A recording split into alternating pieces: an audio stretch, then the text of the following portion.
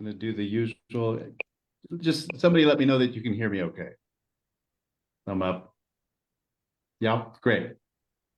Yep.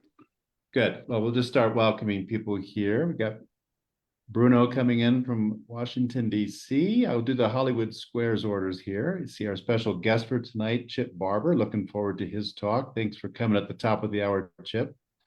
We'll come back to you here pretty shortly. Now McCann, National Park Rescue, coming in from Wales. Bruce Orr, DC International Wildlife Trust. We've got Freeland, Rich Christian from Chicago, Tim from Southeast Asia, Mary Ting. Hi, Mary. And anybody who's new, I won't put you on the spot, but you're welcome to introduce yourself also. I see Dr. Zhang coming in from Global Environmental Institute. We've got Andrei Kushin coming in from Moscow. Naya coming in from EIA. Onkari Majumdar by way of Lamchabang. Angela coming in from probably from Colombia. I think we have a few other people here who are texting me. Sometimes they forget what the link is. Okay. Let me just send that. Okay. Anyway, I believe this is meeting number 145 of this alliance, if you can believe that. And for those of you who are new or watching, want to know what Earth Team is, we are a global frontline alliance of individuals and grassroots organizations from across the world, united in protecting our planet from pandemics, species loss, climate change, and habitat destruction. Earth Team members share a vision, a world reset, with species increasing, temperatures decreasing, natural areas expanding, and communities thriving sustainably and safe from outbreaks. Rather than working separately in silos, we join forces, recognizing that today's threats to our planet point to the same solutions, namely protecting wildlife, preserving natural habitats, and reforming agriculture. So, usual welcomes here. Before we get into our usual updates, does anybody have any, we go around the room, anybody have any updates that they want to share from any of your organizations or areas? You can blur it out or put your emoticon. We got Niall there from National Park Rescue. Go ahead, Niall. Hi, Stephen. Hi, everyone. I just thought as it was relevant. I think you are on mute. Yeah. I had unmuted. Is that working? Oh, yeah, we can hear him. I can hear you. Yeah. Perfect. Yeah. So it's relevant because at 3:01, so 2 minutes ago, just received photographs of a sting operation we've been planning in Zambia. Just nailed a couple of guys with some ivory. So I will presumably get details as the hour continues. But nice to have some real live action happening right here at the start of the meeting.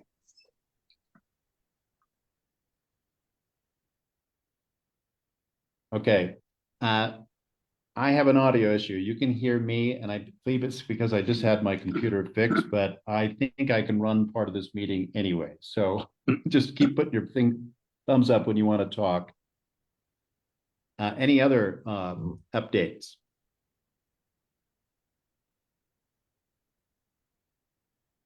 Anybody want to share? Yes, we have a thumbs up here. Angela from Entropica in South America. Go for it. Hello, Steve. Thank you very much for doing this again. I'm completely surprised to read everything that you are doing now. It is amazing work. And I would like to let you know that first week of July, we did a capacity building workshop with authorities from Colombia, Peru. We had people from the US. We did this with the Department of Interior. And we train local authorities how to handle wildlife and also how to take samples from wild animals that could serve as evidence, as forensic evidence in cases, no? So it was very productive. We will have a video shortly. I will share that with you. But also, I would like to thank you for including us in the latest application, funding application for the US government. And I would like also to say that we really would like to have some training from your team because we are big fans, but also we feel we are behind. No, we are too isolated here. We have a big problem here with corruption and illegal armed groups, a lot of coca plantations in the area. And when we try to do our law enforcement work, it goes affected by the insecurity in the area. So I hope that next year or at the end of this year, we can have a way to start getting training from freelance in any way. It could be virtually, but we really think that it will be very beneficial for us to have some of your advice in those cases. Thank you very much. Thank you, Angela. I'm happy to say I can hear now. I switched my mic around. Good to hear, and I'm glad our team from South America is also on this call so that they heard that also. And of course, when we put our recent plans together, we did plan on some capacity building and support for Entropica on those issues too, and some sharing of data. So thanks for bringing that up. I also know we've had some other people join the call from ACT Asia, US State Department, Freeland in Brazil, Purpose, the Social Impact Communications Agency out of London. Good to see you all. Does anybody else have any other updates or questions that they want to share before we go into the coordination unit updates? You can always bring up stuff later too. Yes, Dr. Zhang. Yes, I just give you a very recent update, and GI as a NGO in China has been working together with a number of international organizations, including Freeland as well as WCS and so on in the past years in fighting against wildlife trafficking. While recently, GI is working with the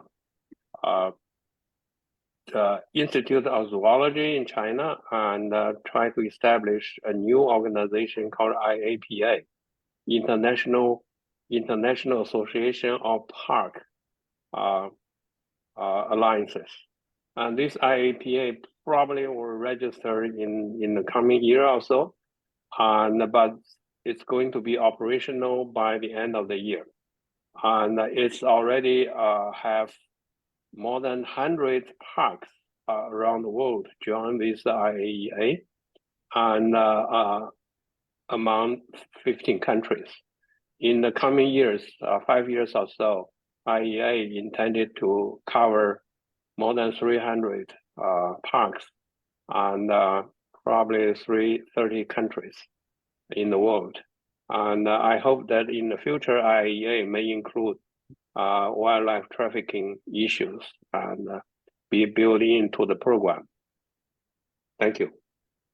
Thank you, Dr. Zhang, and good to see you here. Hope to see you here more often. We need your experience and connections, and I think there's a couple of people on the call, including Bruna and others, who've been very focused on protected area networking and support lately, who took interest in your comment. Does anybody else want to say anything before we go into CU updates? We'll have time later as well. Okay, so we typically do the three quick coordination unit updates: communications, solutions, and fundraising. And then we'll go into our spotlight with Chip Barber today. Communications, Molly, did you want to share anything? Any updates there? Just wanted to remind everybody about our YouTube channel because we have a lot of great resources there, and anyone who didn't see me share this a while back, this is our YouTube channel. We have a bunch of videos from the past couple of years, back from the end pandemics days. There are a lot of resources there, a lot of media coverage, interviews with our members. And then if you go to playlists, you can find our Earth Team TV series. We have 2 of those already produced. If you click on that playlist. So this is episode 2 that we posted 2 weeks ago.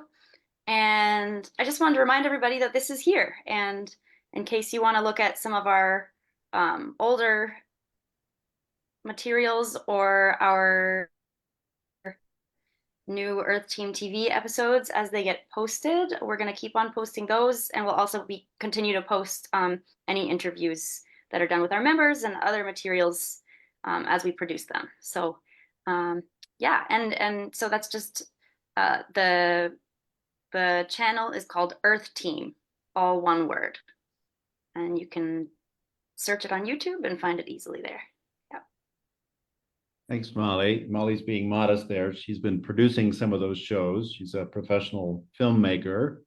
She's good in front of the camera and behind it. So, and I know she's got other ideas, and we welcome people to come up with ideas. And we do these short programs featuring those different pillars of wildlife protection, habitat protection, and regenerative agriculture. So if you've got ideas, put them in the chat here, put them in the WhatsApp chat, or write to Molly, and we can get those produced and add those. And also just to remind you, we are actively still trying to get a technology partner on board so that we spend less time and money on translations. AI is advancing very quickly.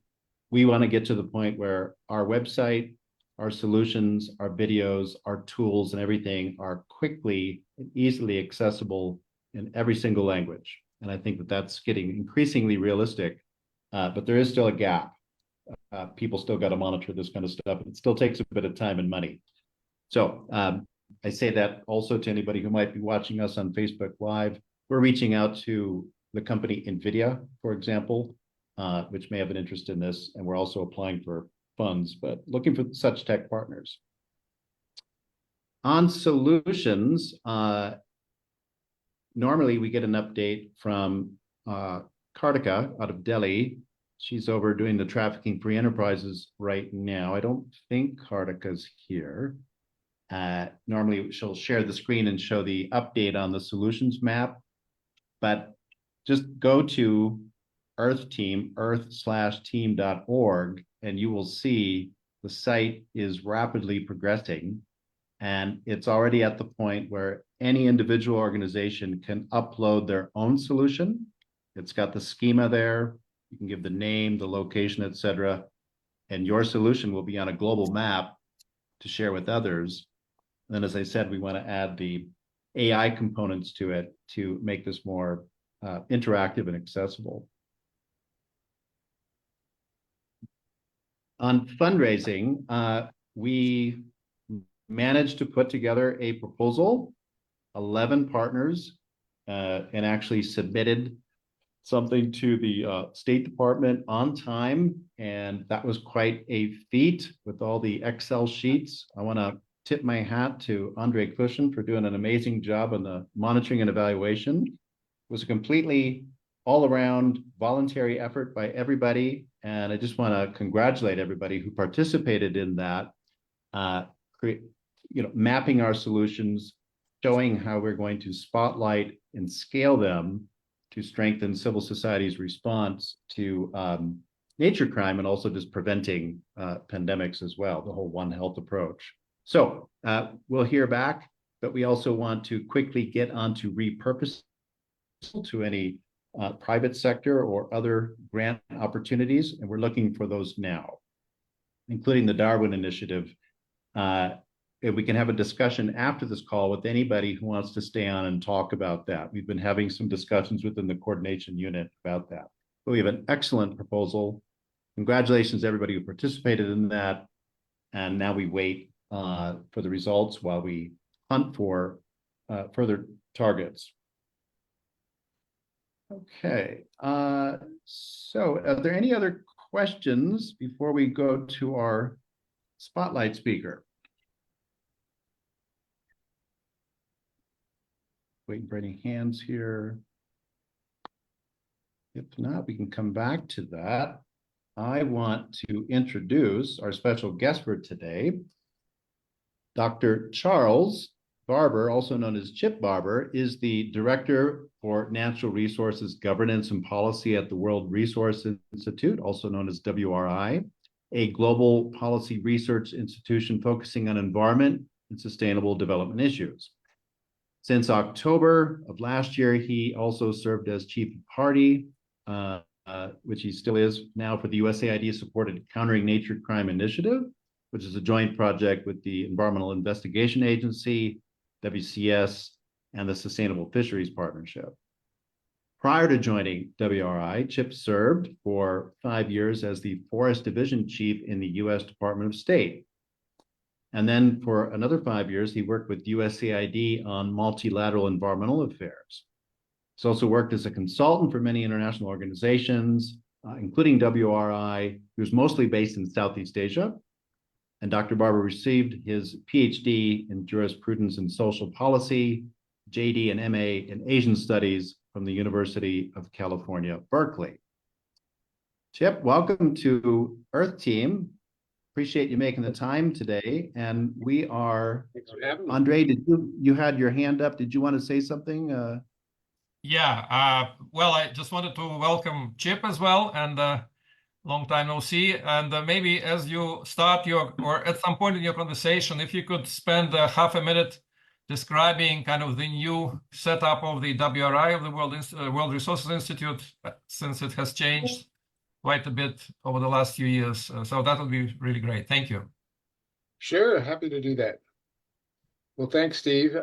Thanks, everybody, for coming. I was going to do 3 things. I'll do one quick thing that Andre asked for first. I was going to give an overview of an initiative coalition called the Nature Crime Alliance, that some of you may be familiar with. It's quite new. And I was going to show a short film which allows some of the people involved in the Nature Crime Alliance to talk about how they approach these issues from various. It's only about 4 minutes long, I think. And then I was going to say a bit about this USAID. It's a $25 million 5-year project called Countering Nature Crime, which is kind of overlaps with the work of the Nature Crime Alliance and with other organizations. So yeah, the World Resources Institute, I first started working there as a grad student just out of grad school in the early 1990s. There were like 45 people, and they were all in Washington. There's like 2,000 people now, and offices in about 10 countries, large offices in Indonesia and Brazil and China and India and Africa regional office, work in the Congo Basin. And so it's basically shifted from being, very much a US-based policy research institute. We used to do just a lot of, research and publications, and to something that's much more distributed around the world, and there's a lot of focus on in-country work. And we do a lot of work with various kinds of platforms. And we started and host Global Forest Watch, which some of you might be familiar with. That program is closely associated with. We co-host with the Global Environment Facility, the High Ambition Coalition for Nature and People, which is 119 governments now, I think, who are pushing for the adoption of the implementation of the 30 by 30 conservation target around the world, the NDC partnership. So we actually provide a home for a lot of various kinds of coalitions, and the Nature Crime Alliance is one of those. So I'll share my screen. I can answer any other questions afterwards. Let me just find the share screen thing and see if this works. And that's what I want. I have too many screens up here, don't I?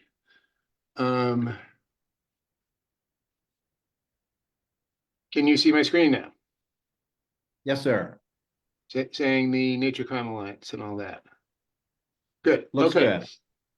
Good. Excellent. So, well, that's it. So I gotta get into the right one. Sorry. There we go. So I don't need to tell all of you that, except I just like this slide because we can show off this kind of cool logo of various things related to nature crime. We picked that term nature crime as opposed to, broader environmental crime, and some people talk about conservation crime, to be a subset of environmental crime, basically focusing on the really criminal forms of logging, mining, wildlife trafficking, land conversion, and illegal fishing. All right, here it says crimes associated with fishing because there's a lot of human rights and labor issues, of course, involved in these things as well, financial crime.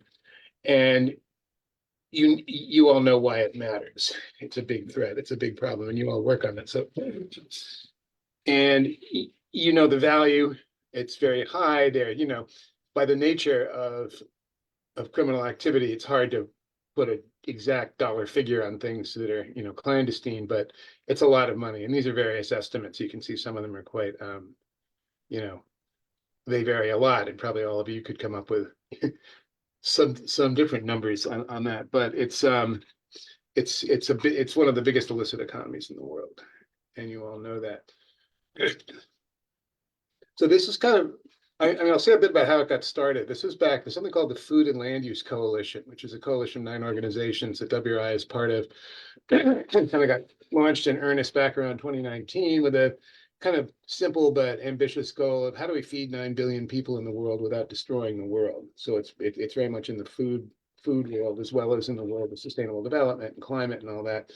And one of the issues that kept on on coming up was that a lot of the good things that need to be done for a transition to a more sustainable food production system in the world are blocked because there's so much systemic crime, corruption, and all of that. So we began to think about this. This was basically spurred by the government of Norway, the Norwegian International Climate and Forest Initiative, but still one of the major funders of this effort. I said, well, maybe we need to, bring people together, a bit more broadly. There are coalitions that focus on wildlife trafficking, and there are people thinking about mercury and mining, and all these different things. But maybe there are some commonalities and ways that we could help bring people together. And that was in right in the beginning of 2020. There was a big meeting at the Davos World Economic Forum to sort of float this idea with a bunch of people, and we thought we were off to the races. And then the pandemic came down like a ton of bricks, and spent a lot of time just consulting with people on Zoom. And I think we must have talked about 150 people because there wasn't any other way to do anything about, is this a good idea? Is there value added? How should it work? What are some of the key issues you face in your organization? And this is everyone from the UNODCs of the world to, grassroots NGOs and, forensic scientists and economists and all that. We sort of narrowed it on there being like 3 basic problems that, basically there's a lot of convergence of different types of crime. I mean, I'll talk more about financial crime and how that relates to things like illegal gold mining and things like that. But the solutions are often kind of in silos. And so how do we come up with basically solutions that are more integrated and joined up and multi-stakeholder? There are now legal responses with environmental law, but often you need to use wider kinds of legal tools, fraud, corruption, tax law, financial crime. That's often an important part of a strategy. And there's an awful lot of focus on people describing the problem, it seemed like to us. And, but, maybe not enough on saying, well, what's actually worked out there in the world and how do we amplify that and support that? And so trying to move a bit more from the sort of descriptive, this is a big problem, because a lot of people, if you talk with donors, as I know you do, they often say, yeah, we get that it's a problem. We're just not convinced if we gave you money that you could do anything about it. What actually do we do when you're dealing with sort of systemic corruption and organized crime and things like that? So that's kind of 3 of the things. So after several years, in the pandemic, last August at the, and in 2023 at the Global Environment Facility Assembly, a big meeting in Vancouver, we had a formal launch, and that's a picture of a lot of us there, and it got up and running. So it's only going on a year old of actually existing, and I'll get into in a second who's in it. But it's basically, this is the idea. It's fairly simple: to try and amplify, build bridges, promote collaboration, convene people across different different kinds of stakeholders to come up with practical solutions and amplify and add value. It's not an organization. It's not legally incorporated or anything like this. It's not trying to be a new organization. It's trying to, fertilize and support and amplify people who are already doing things at a certain level. And those people at this point, there's a list.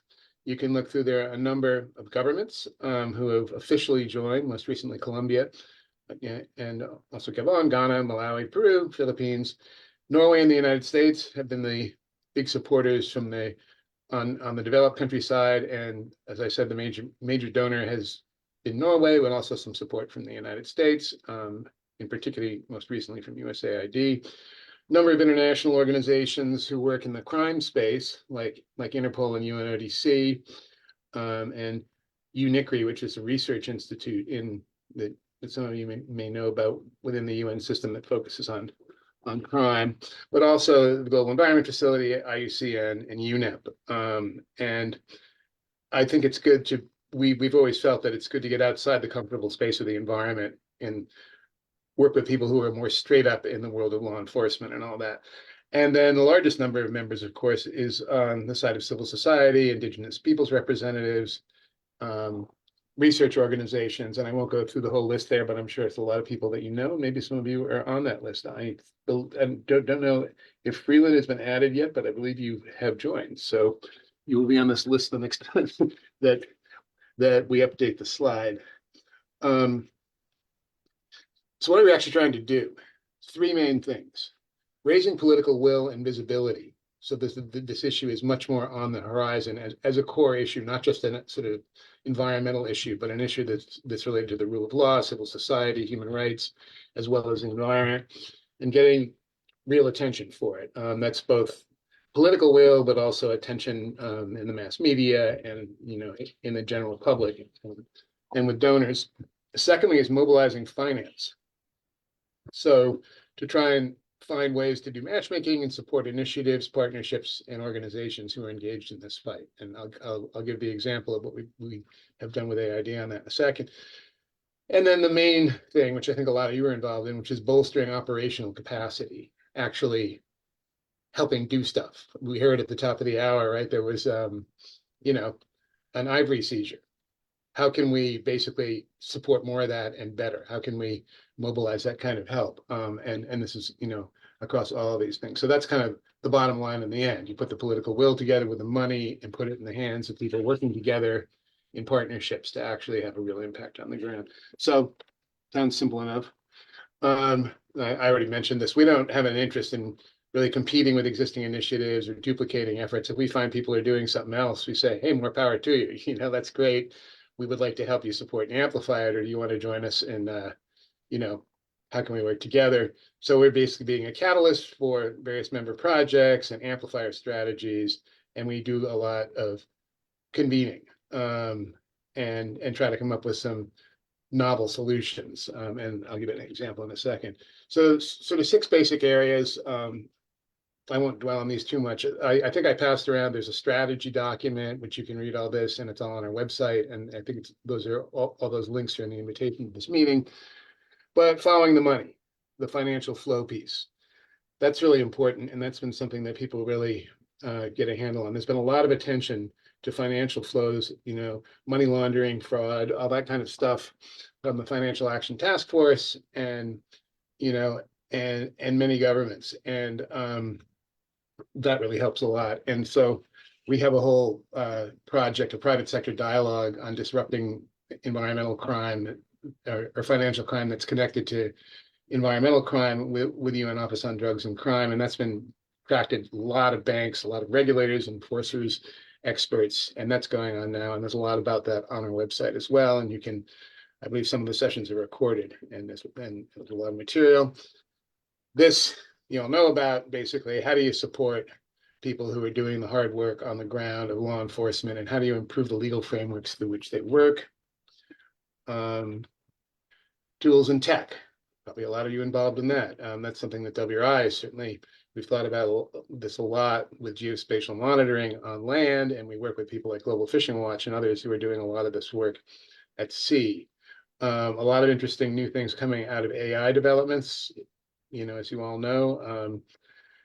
And there are a lot of things about supply chains, focusing on some of the supply chains for, agricultural commodities that are causing deforestation.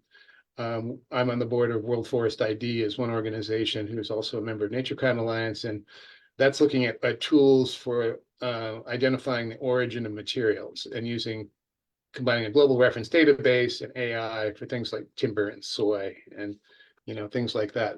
So there's a lot of these things going on. So that's a area. This one, of course, is key, which is how do you support frontline defenders, indigenous peoples, local communities, grassroots NGOs, advocacy NGOs, investigative journalists. How do you basically support them, but also keep them safe? Because that's a big issue in many countries, as was just mentioned earlier. How do you figure out the points where you disrupt supply chains of illegal material? So this is, you can call it choke points. It's like, how do you focus in on the key points of vulnerability, seaports, airports, or it can be online things as well. So that's another area, that we're trying to focus on. And then finally, strategic communications,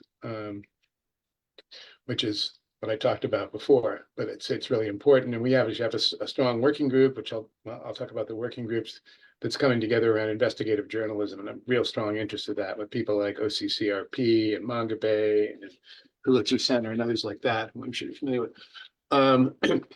So the actual work, this is a big, broad area across a bunch of things. So we call it working groups, but they take a lot of different forms. It's basically, around specific topics, a specific geography. And the idea is not just to set up standing groups that talk and meet and, have Zoom calls and things, but to come up with some specific solutions. It could be a grant proposal. It could be, coordinating better technologies. We have a group that's thinking about how do all the people that are doing open source and other kinds of monitoring of the ocean, of fishing vessels, how do they work together better? How do you make this more effective and tie it into other kinds of intelligence to deal with illegal fishing, things like that. So there's a lot of ways to engage for all of you.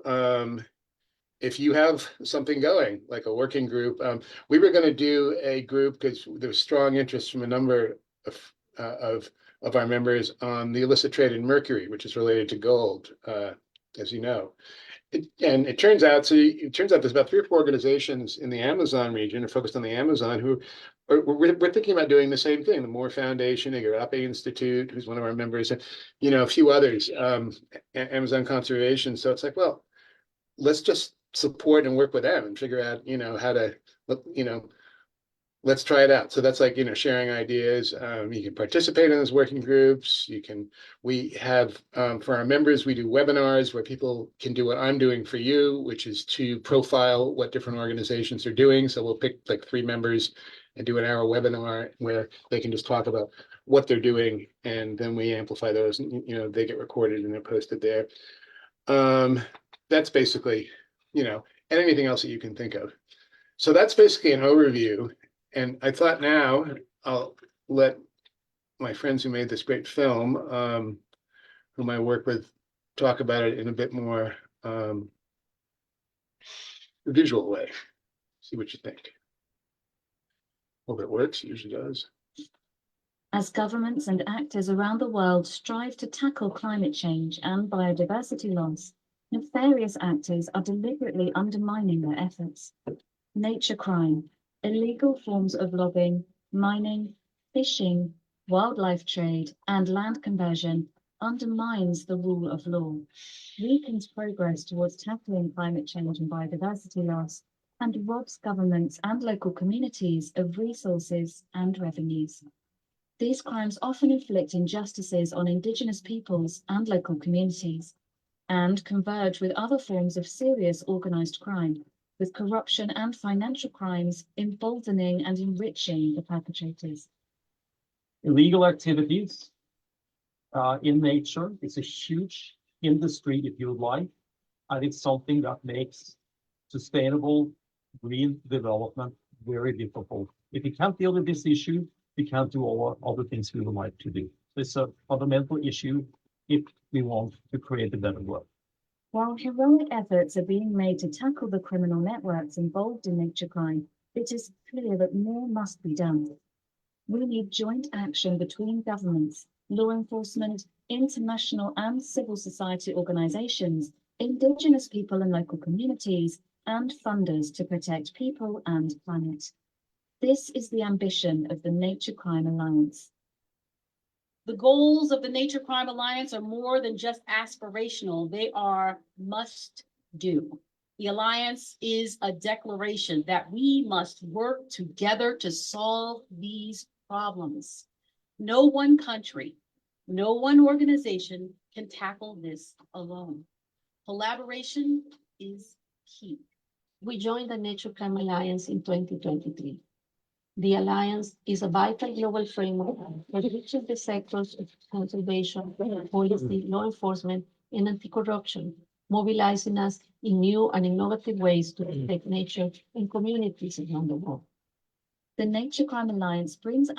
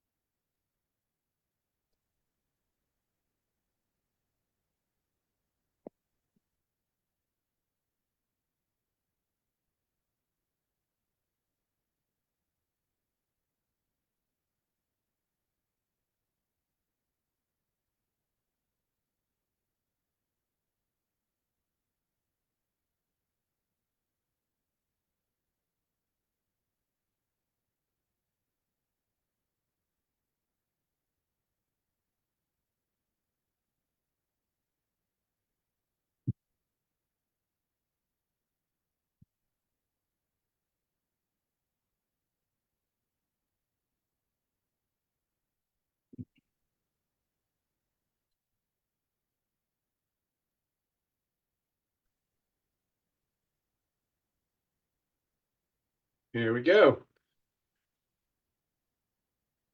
Oops. Get on to the next slide. There we go. Okay. So that's our little infomercial. It's constantly evolving and having things added to it. And that's available if someone else wants to watch it on our website, or you can post it's on YouTube. And just finally, I'll close up by saying a little bit about this Countering Nature Crime initiative. Now, interestingly, when they first put out a original request for information from AID in the beginning of 2023, it was called it was about countering conservation crime. And because we had been, talking a lot about it, and they were just interested in the term nature crime, it changed by the time they put the formal request out to being about nature crime, which we had a laugh at. We thought, oh, that's good. It's because we had a consulting firm who helped us with some of the graphic design and everything, and when we were sort of setting up everything, said, well, nature is not an adjective. And, so that's not going to work. And I sort of said, well, Google wasn't a verb until it was, and now it's a verb. So, if that's the word that everyone can agree on, because there were different views from different governments, in particular, then fine, let's go with that. So anyway, we put together a consortium and went through the whole process. And so the World Resources Institute leads it. And our two main partners are we started with EIA and WCS, Wildlife Conservation Society. We thought that was a good mix of kind of policy research and advocacy on the ground, investigative stuff that EIA does, and a place-based conservation organization in WCS with a lot of background and work in particular on wildlife trafficking. Sustainable Fisheries Partnership also came in, and they work with the private sector, with big fish suppliers in the world to try to make them more sustainable. Now they're focusing specifically on getting illegal fishing out of the chain. And these are some of the really, as they like to say, the biggest companies that you've never heard of, that between, a bunch of them, they probably supply 20% of the seafood, in the world, 25%. At any rate, it's a 5-year program. It's really just been getting up and running over the last 6 months or so. It's $25 million and 6 strategic objectives. So we're looking at the strengthening and supporting traceability and transparency systems for high-risk supply chains and geographies. So that's a lot of those agricultural commodities as well as timber. Enhancing criminal justice approaches, trying to strengthen law enforcement efforts, restorative justice, and other regulatory types of efforts. That's more on the government side. There's a demand reduction work that WCS mainly leads for wildlife products, and particularly using behavioral science kinds of approaches based in, and they're working particularly on this in China, looking at pangolin and ivory and other things coming out of Central and West Africa. Environmental defenders, increasing the capacity of local civil society, environmental defenders to protect their rights, investigate and report on nature crime, and that includes the piece on investigative journalism, basically, we're supporting. An integrated convergent approach, across crime types. That's basically support for the Nature Crime Alliance, the idea that this is something new. AID's never done this before, where they've stuck all these things together. They've funded illegal logging, they've funded stuff on wildlife trafficking, but this is the first time they ever stuck it all together. So they're quite keen to learn and scale this, see what works. And so that's where the Secretariat of the Nature Crime Alliance is playing a role. And the financial crime piece that we just heard about in the film, they're also quite keen to support this, as are some of the other organizations, working with UNODC and United for Wildlife Finance Task Force and a number of others. I already mentioned this. This is who's in it. We get a lot of help out from the Meridian Institute, who some of you may know, on the process and the working group side of things. We have a sub-grant to them that they've been involved in thinking the whole Nature Crime Alliance thing through since the beginning. That's how it works. Where is work going on what? So illegal logging and deforestation. That's going on, basically a lot of that a focus on Colombia, Peru, also West Africa, and some in Asia, with a particular focus on illicit trade coming out of Burma. It's something EIA has worked on for a long time. Wildlife trafficking, the terrestrial side of that is mainly WCS. On our side, we're doing some work on CITES listed marine species in the Western Pacific, like the Napoleon wrasse in particular, which is highly trafficked out of Indonesia and the Philippines into Hong Kong. There's some partners there. The IUU fishing side of things, which is, as I mentioned, is something that Sustainable Fisheries Partnership is doing. And the support to various kinds of environmental defenders. A lot of that in Mesoamerica through WCS, and we do a lot of that in Colombia and Peru, and we're hoping to do more in Brazil as things move along. And like I said, there's a strong interest in a kind of a strong learning agenda of this question I mentioned in the beginning about what actually works, and then how do you scale it? You know, what are practical solutions which communities and NGOs and law enforcement and other people are actually doing, which can be scaled. So, yeah, there's our Napoleon Rass there. I'll leave it at that, and I guess just open it up to anyone. I can take this off. Let's see, how do I unshare your stop sharing?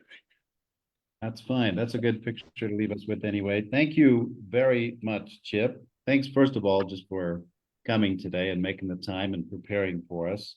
I'll say a couple words and open it up. I think there's been a lot said here that are going to get questions and comments. As I mentioned to you in our interaction before, I think there's a lot of DNA that we share, and certainly your presentation and talk just now, I think, bears that out, as those of us on Earth Team can see. You are, you know, we're lucky to have you here, and I'm sure WRI and this project's lucky to have you. You're a unique person in that you've been inside the U.S. government, you've been outside the U.S. government, you've worked around the world, and so you bring a lot of different perspectives and experience to this. So I've got some questions for you a bit later, but just a quick word on us as we try to learn about each other and see how we might collaborate or coordinate. We've been around for 4 years. It's a completely voluntary alliance. It's global, and we're mainly small organizations, mainly frontline groups from those different sectors of, you know, reforming agriculture, habitat protection, a lot of agroforestry, agroecological approaches. We're all learning about things from each other, and of course, a lot of wildlife, just nature protection groups in general. So we're all learning a lot about each other. What we're trying to do is spotlight our activities, which we call solutions, give feedback to try to refine those solutions, try to give them more play on our solutions map and through these town hall meetings, and then where possible to bridge and fuse them to make them more effective and comprehensive. There's a lot more I could say. I showed you our website, but we'll be eager to hear how you think we might be able to collaborate and coordinate. And thank you for devoting that one.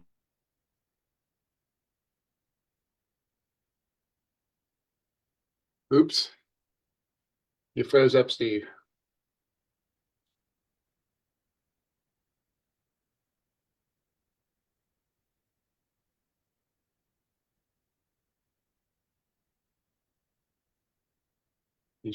Hope he's back in a moment. There you are. Now you're muted.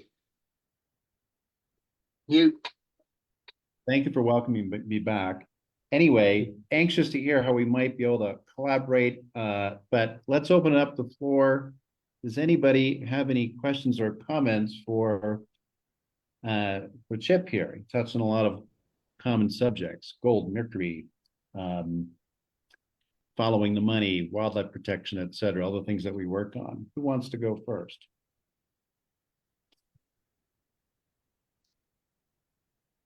Usually we don't have such a shy group. I have some things which I'll touch on while people put your hand up if you want to talk. One thing that we have touched on, Chip, is making monitoring and evaluation more effective and accurate. Long story short, I'm sure you've seen this. A lot of times we're chasing up people for data, and unless people are incentivized to put this time aside to report, you know, instead of just at the last minute for their donors to get the next tranche of money, we just don't get timely data and high quality data. So we're trying to create something called monitoring evaluation rewards and learning. So if we can incentivize data provision and sharing, people are more likely to share it. On a quarterly basis, we do kind of a little rewards program here for participation, but we want to move toward rewarding also for sharing solutions and data.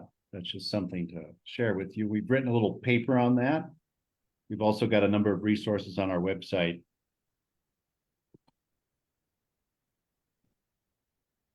Who's got Bruno? Yes, thank you, Chief, for a great presentation. Very, very interesting what you are all doing at WRI.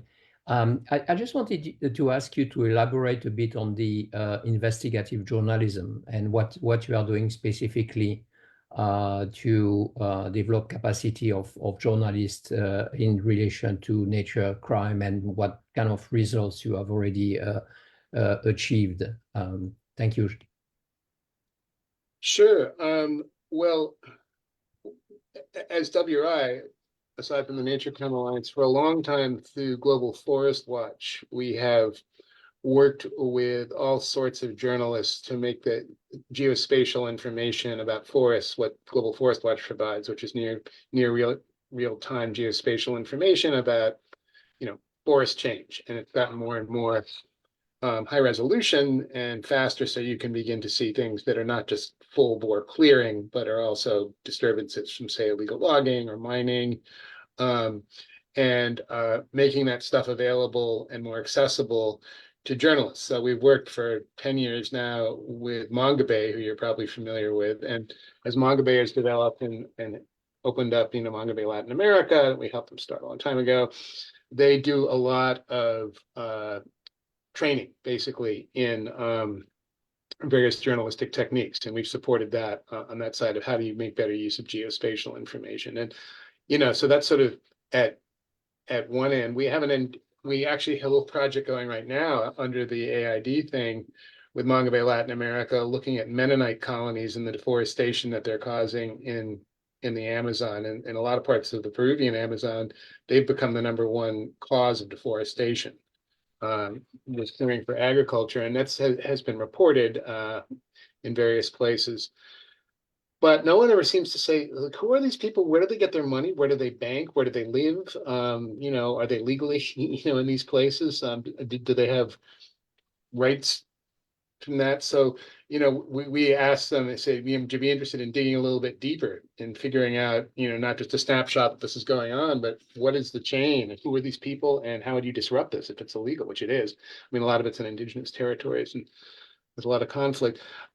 We have some ideas of, so there's that, basically, how do you strengthen investigative journalists and then amplify their work? So for instance, on the geospatial side, we've worked a lot with the New York Times graphic people. If you follow the New York Times at all, you've probably seen over the last 5 years that they've gone into a completely different mode. They were a print newspaper, and now a lot of their best stories and their best stuff is online, and it's much more visual and graphic and a lot of maps, and they've like quadrupled the size of their graphic staff who work on environmental issues. So it's like taking these stories that might only be reported in the Brazilian press or somewhere like this, and then getting them up into a broader audience around the world, and things like that. So that's just, a couple examples. We have a working group that is forming. It's basically made up of, I don't know all the organizations. If Luke Fadi is on this, he can probably chime in, but the Organized Crime and Corruption Reporting Project is one network that already does a lot of this work. And so working to support them and get insights. Mongabay, the Pulitzer, I think it's called the Rainforest Center. This is a group which has been around a while, and there are a couple others. I cannot remember all of their names, but so the idea is to bring them together to share tips and tricks and figure out how to strengthen the work. In particular, focus a lot on places that are underserved, maybe with that. Both the news and with technologies, often in a lot of developing countries. So that's it, and it's just developing now. So if anyone's interested and is in that field, please let us know. And it's not a closed shop by any means. Very interested in other in other approaches and who's already doing this work. I mean, the OCCRP. There's what's at the Global Initiative on Transnational Organized Crime, which is not technically a journalist thing, but they do a lot of really good reporting on a lot of this stuff. And there's organizations like the Igarapé Institute is in Brazil, They are more of a policy research institute, but they do a lot of outreach and media and communications and work a lot with journalists. There's Reporter Brazil, you might know, is another organization that does a lot of good work, both on environment and labor issues in Brazil. They just won the Goldman Prize for Latin America about the big JBS beef thing a couple of months ago. So, there's a whole range of them, and it's like there's good stuff going on out there, and there's good people doing it, but it's not stopping the problem yet. So we clearly need to do more and better. That's kind of our philosophy. So how can we get people together, and how can we support all these people who are doing this? Thank you. Jenny from LCRP in Liberia. Hi, guys. Hello, everyone, and hello, Chip. Thank you so much for the presentation. I'm from Liberia Chimpanzee Rescue and Protection, based in Liberia, but also a U.S. NGO, and we do a lot of local, regional, and international work around trafficking and specifically chimpanzees, but really all species. And I know WRI. I used to know some people working in Liberia with us, but I don't know if you guys still have a presence there. As far as I know, I haven't seen it. And wondering if that's something you guys will be focusing back in on, as well as a question about the work.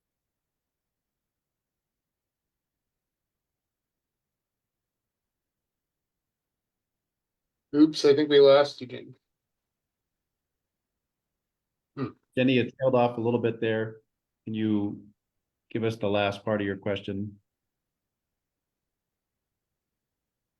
Okay, there's Jenny. If not, I mean, perhaps Chip could start to answer about WRIs. There you go. I don't know what happened. We've had multiple connection issues. I'm actually in the US, so usually this happens to me in Liberia, not in New York. So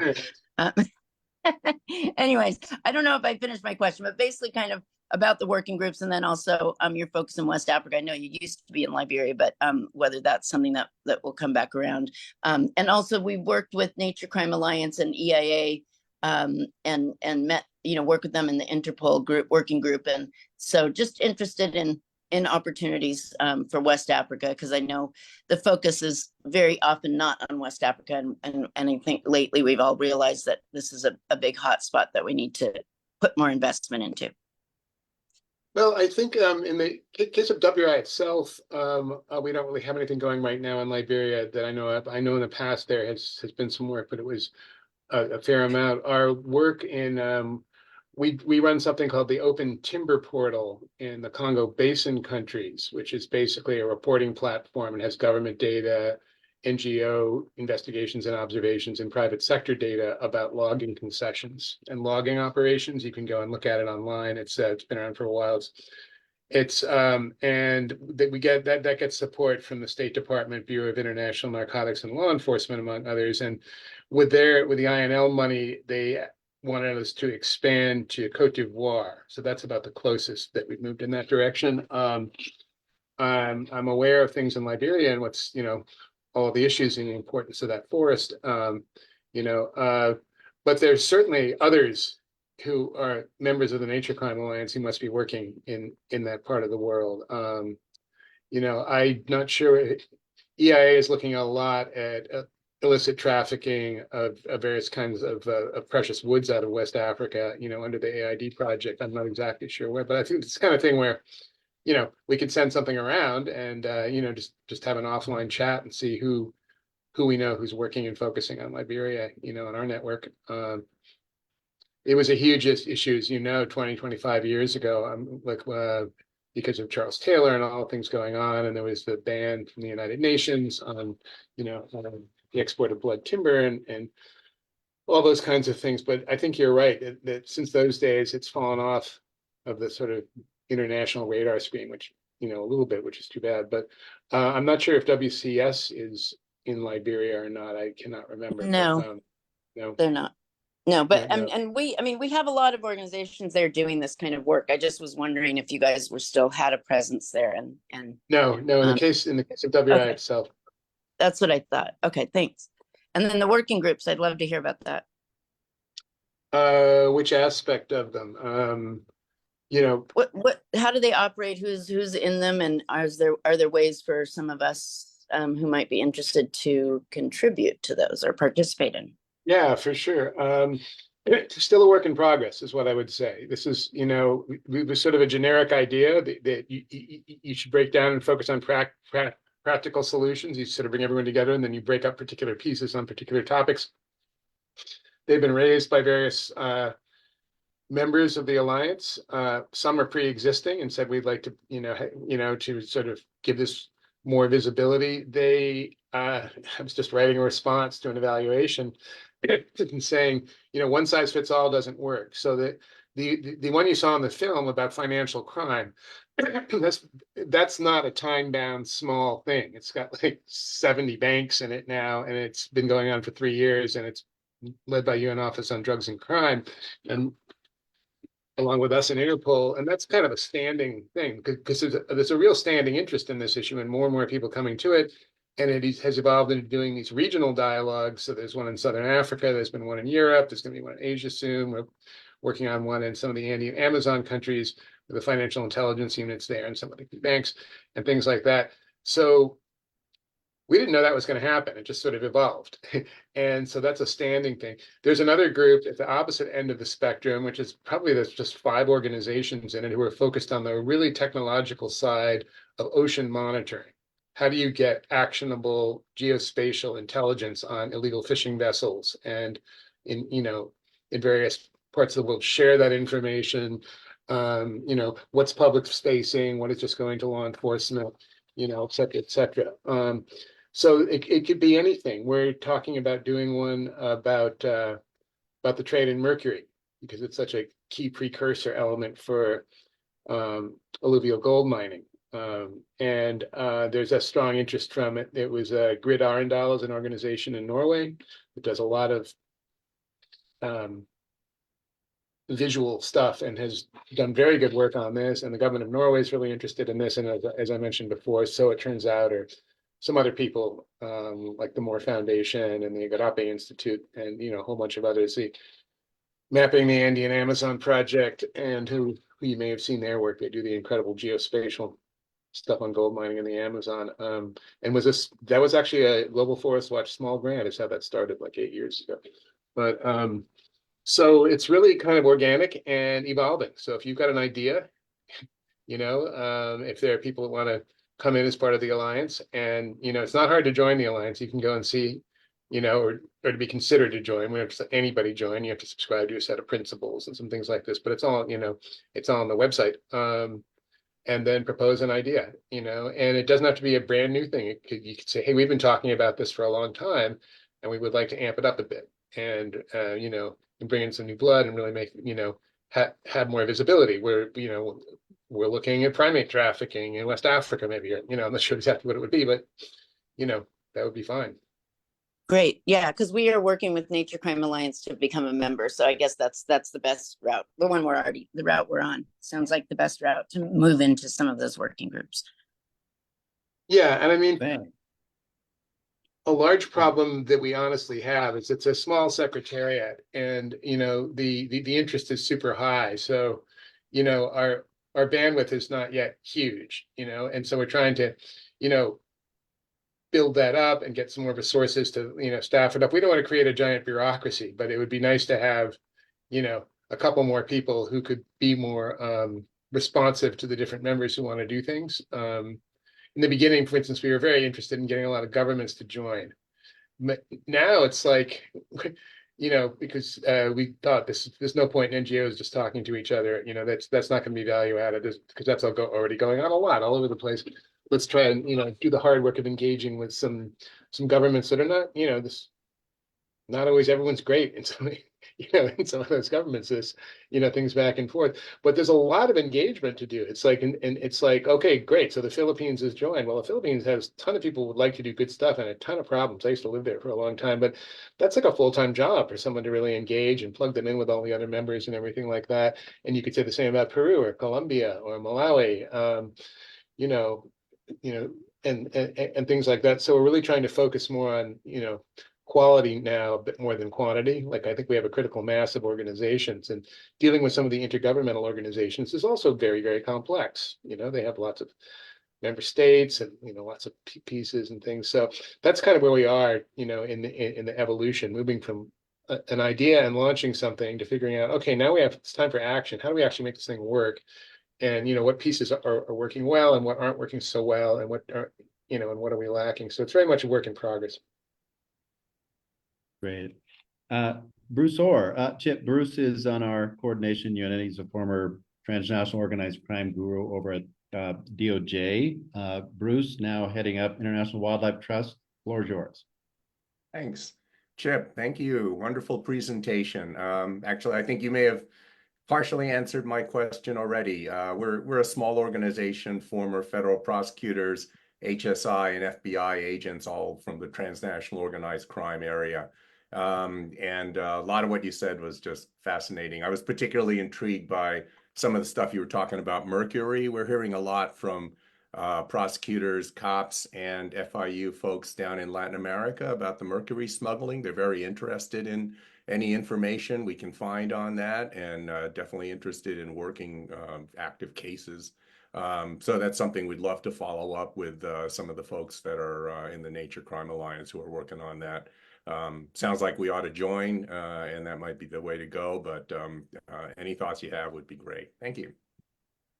Sure. Yeah, I'm in the midst of signing the papers to hire she was going to be an intern, but she's coming on as a research person. She's a rising third-year law student at the University of California at Berkeley. She's going to come on for her externship for the next 4 months to specifically look at everything we can find out about the illicit trade in mercury and the kind of how it's legally regulated, and who are some of the key actors doing it. I actually, the proposal from Grit Arundel for a working group on this topic, which we're still sort of, they're all in Norway, so they're all on vacation for the whole summer. So after the summer is over, we'll, because they wrote a very good background with a lot of links to it. I got a ton of information that I personally can send you links on what's out there. There's this project called that the Global Environment Facility funds. Have you had a look at that? It's called Project Gold or something like that. What's Gold Bond? Where the heck is it? I'll find it for you in a second. It's called Planet Gold. And if you go to Planet Gold, it's a whole bunch of organizations who are working together around issues related to ASGM mining, you know, artisanal and small scale gold mining, and mercury stuff. And they've got all sorts of interesting, they've got a curated section of resources and a massive section of resources. And it's funded by the Jeff, and I can't remember all the other partners, but there's a lot of disparate information out there in the world. Like I said, you don't need to reinvent the wheel. A lot of people thinking about this. The Moore Foundation seems to be interested in doing some kind of funding or support with a specific focus on the Amazon. I don't know if that's not the only region, but sure, you know, just go and check out our website. You can, you know, join or just drop me an email. I think it's pretty easy. cbarber@wri.org. You can find me, you know, on that website. You know, and we can talk about that offline. That's great. That would be wonderful. Are you DC based or in New York? I am DC based. I'm sitting in the basement of my house right here outside of Georgetown. Okay. Well, I'm right across the river from you in McLean, so I will reach out. Okay. Thank you. Great. So, well, Chip, it sounds like we've got a lot of DNA in common here between that alliance and ours. We're certainly interested in scaling, and we've all been around a while, and we, you know, want to stop trying to push a boulder up the hill. One of the things that we're trying to do at Earth Team is also cultivate a demand for nature protection, and then help meet that demand. You know, there's been a lot of focus on curbing demand for this, that, and the other, which we certainly have to do, but also just increasing demand for nature protection by hitting the sweet spots in governments and the public where people are keenly interested, their priorities being, you know, money, good economy, security, personal well-being, and of course, as we all know here, we can mainstream nature protection into all those priorities, but just waking up people up to the fact that, you know, protecting nature is good for you. But that's something I think we'd love to have a separate chat on how we can do that. But just do keep us in mind. Part of the meeting here today was also just to get to know each other. Our team, we have a vision, we've got bylaws too, we've got a structure, we've got concrete solutions dotted around the globe, and we have a plan for scaling them. So it would be great to have maybe a separate chat with you and your team through our coordination unit, just to see how we can collaborate or coordinate and help scale up our respective solutions. So I don't know if you've got any final thoughts here. We've kept you past the hour. It's been a great talk here, but the floor is back to you. No, I think that would be, well, I know one concrete thing that would be interesting to do. I know that Freeland has joined, I think already, you know, as a member. I can put you in touch with our team if we want to do one of the next time we do a webinar. Probably on hiatus until September, and you'd like to present, or a couple of you on behalf of Earth Team, you know, about how it works and what it does, we can get that out there too. So sort of reciprocate for this. We can, you know, we've done. You can go on our website and you can see some of the. We've done 2 of those webinars so far, and they've been, you know, very popular. So it's about, like, we usually do like 3 organizations, 20 minutes each, and it's just a straight up webinar, sort of tell the world what you're doing, and you know, and put your contacts out there. So that would be one concrete thing we could do. And, you know, I'm happy to chat sometime also as well. And we can do a meeting. We can set up something with, you know, other members of the team who have more in-depth specific expertise. You saw Lynn Schlingerman in the film. She's the one in charge of financial crime. She's not here. She's based in The Hague, and a lot of them are based in London. So there's some time zone issues. We have one based in New York City. So it's a kind of a dispersed team, and then some here in DC, but we can pull together virtually at any time. Very good. Okay, I think sounds like a great idea. And you are welcome back anytime, and tell your colleagues also. We meet here, same time, same bat channel, first Wednesday of every month on this same Zoom link. We usually go Facebook Live and get quite a few people watching the recordings of this over the course of weeks and a month. And yeah, I don't know if there's anything else that anybody else wanted to chime in on before we finish. We'll be meeting next month. We'll be announcing our spotlight for that town hall as well, and hopefully having some progress and feedback on our fundraising efforts as well at that point. Anybody else have a comment? Angela, go for it. Steve, you were going to talk about the Darwin Initiative. I don't know if there is time for that. Yes, so I'm going to stay on the call. Anybody else who wants to stay on the call, we're going to talk about the UK funding opportunities and to see if any are applicable for our joint plan or for individual ones that we can support. So I'm hanging back here for anybody who wants to talk about that. Well, thanks very much, everybody, for allowing me to come here. And I won't stick on for that, but I will just say that the experience of some of my colleagues at WRI is that the Darwin Initiative proposals can be pretty complex. And yeah, I know you did an INL one or an OES one, or whichever one of the state ones, of the ones that have been around the last few months. So you guys know how to do complex proposals, I'm sure. But I remember Darwin being, I think our Madagascar office was trying to do something for that, and it was very, very complicated. But, you know, that's what you got to do.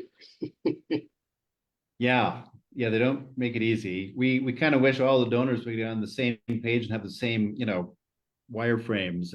But it's getting a bit more similar. But yeah, it's not easy. Hence the desire to start, you know, developing a demand for this, so that, you know, ultimately we want to see Earth Team and the experts and organizations here also play, you know, advisory roles, experts, and we should be guns for hire. I mean, why, you know, nature protectors should probably be the richest people on Earth. Okay, I'll see you guys later. Okay, and goodbye. Goodbye to everybody, but I'm going to stay on. Anybody who wants to talk Darwin, feel free to stay. And see you next month. Thank you, everybody.